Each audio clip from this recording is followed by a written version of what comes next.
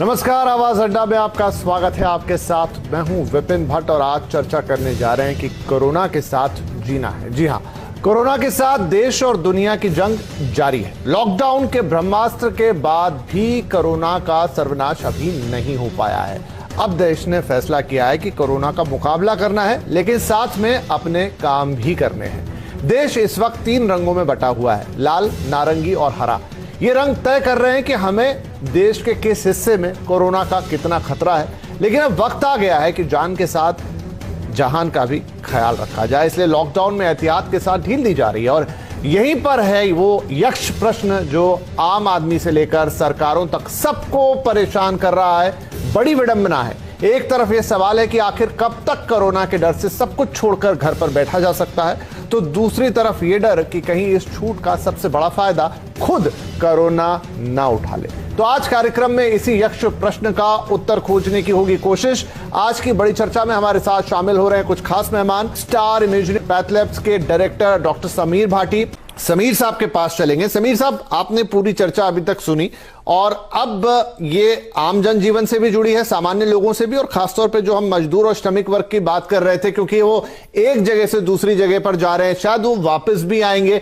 और यहां पर यह भी एक दिक्कत होती है कि वहां पर कई सारे लोग एक साथ रहते हैं जब किसी शहर में काम करते हैं। और हम बात कर रहे हैं कि अब इस हैवी कोरोना स्प्रेड के अंदर हमको अपनी इंडस्ट्री खोलनी है। ऐसे में टेस्टिंग बड़ा इंपॉर्टेंट हो जाता है कि अब आपको हो सकता है रैपिड टेस्ट लगाने पड़े, आपको ज्यादा लोगों को टेस्ट करना पड़े, क्योंकि अब आप ओपन में हैं। अभी तक तो लॉकडाउन में थे, आपके पास एक सिस्टम था कि आप स्क्रीन करें, टेस्ट लगाएं, लोगों को निकाल लें, उन्हें आइसोलेट कर लें। लेकिन अब जब सब मिक्स होने जा रहा है, तो वैसे में जो हमारी मौजूदा अभी टेस्टिंग कैपेसिटी है और जो हमें चाहिए होगी, उसमें कितना डिफरेंस है और किस तरह के टेस्ट हमें लगाने होंगे? जी, मैं अभी डॉक्टर के अग्रवाल सर ने जैसा बताया कि हमें कोरोना के साथ ही रहना पड़ेगा। और डॉक्टर साहब को पता है कि जो हेल्थ केयर इंडस्ट्री है वो तो ड्यूरिंग कोरोना भी चल ही रही है, उसमें वर्किंग फ्रॉम होम ऐसा कोई कॉन्सेप्ट तो होता नहीं है। तो स्पेसिफिकली ज़्यादातर इसमें है कि जो स्टाफ वगैरह है उन लोगों का पहले से माइंडसेट बन चुका है कि अच्छा हम, बट अदर इंडस्ट्रीज़ है उनके सामने थोड़ी ये प्रॉब्लम आ रही है। बाकी जो आपने अभी टेस्ट की बात की, टेस्टिंग को लेके मैं एक ध्यान खिंचवाना चाहूँगा आपका कि अभी क्या हो रहा है कि जिस तरह की कॉल्स आ रही है, जो सस्पेक्ट पेशेंट कॉल कर रहे हैं, उनके पास प्रिस्क्रिप्शन होता है सब कुछ जो आईसीएमआर की गाइडलाइंस के अकॉर्डिंगली, पर वो बहुत हेजिटेट करते हैं टेस्ट कराने में अभी भी, कि उनको रिक्वायर्ड है, पेशेंट सिम्टोमेटिक है, पर फिर भी वो टेस्ट कराने के लिए 10 बार सोचते हैं।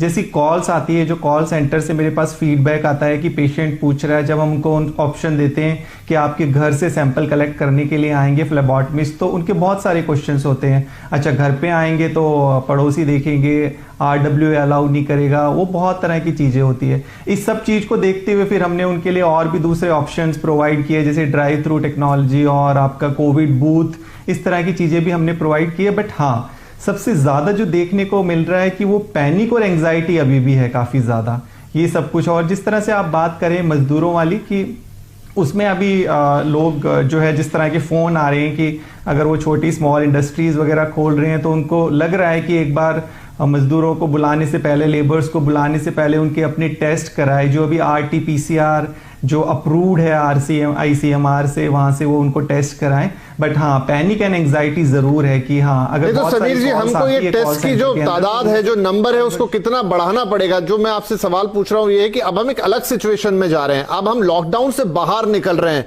यानी आपको ज्यादा लोगों को स्क्रीन करना पड़ेगा, टेस्ट करना पड़ेगा। जी, वो बहुत ज़रूरी है टेस्ट करना, क्योंकि अभी जिस तरह से डॉक्टर साहब बैठे हैं, सर को भी पता है कि जो एसिम्प्टोमेटिक पेशेंट्स हैं वो भी काफ़ी पॉजिटिव आ रहे हैं। तो स्क्रीनिंग तो एक बहुत इंपॉर्टेंट टूल है। समीर जी, ये सारी बातों के बीच बहुत सारी पॉजिटिव चीजें भी हैं, बहुत सारा डिसिप्लिन भी है, लेकिन एक है कि आखिरकार हमें इससे छुटकारा तो चाहिए और उसके लिए कोई वैक्सीन चाहिए होगी, कोई दवाई चाहिए होगी।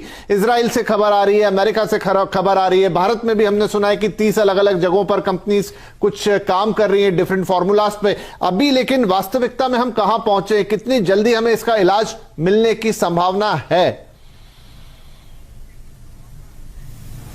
जी, देखिए इस बारे में वैक्सीन के बारे में और सब तरह के हम सुन रहे हैं, डिफरेंट हर कंट्री से अलग अलग तरह की न्यूज़ आ रही है। इनफैक्ट गाइडलाइंस भी बहुत चीज़ों पे चेंज हो रही है। वैक्सीन के बारे में डॉक्टर के अग्रवाल आपको ठीक से बता पाएंगे, पर आप जो अभी टेस्टिंग की बात कर रहे थे, इसमें मेरा एक सुझाव है कि हमारे जो कंटेनमेंट जोन बने हुए हैं उसके अंदर मास स्क्रीनिंग होना बहुत ही आवश्यक है, जो कि कहीं ना कहीं अभी लैक कर रहा है। कुछ चीज़ें आईसीएमआर की तरफ से गाइडलाइन आई है, जैसे प्रेग्नेंट वुमेन के लिए कब टेस्ट कराना, बट जो स्पेसिफिकली कंटेनमेंट जोन है जहाँ पे हमें पता ही है कि काफ़ी सारे सस्पेक्टेड पेशेंट है, वहाँ पर स्क्रीनिंग होना बहुत ज़्यादा ज़रूरी है।